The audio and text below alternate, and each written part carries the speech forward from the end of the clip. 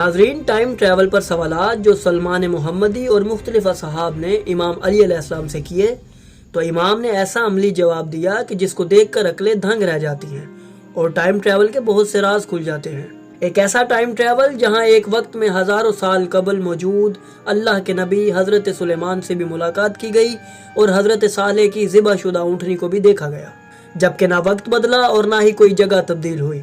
इमाम अली इब्न अबी तालिब के हुक्म पर वक्त ने करवट बदली। असहाब ने देखा कि कैसे इमाम इनको गुजरे हुए ज़माने में ले गए।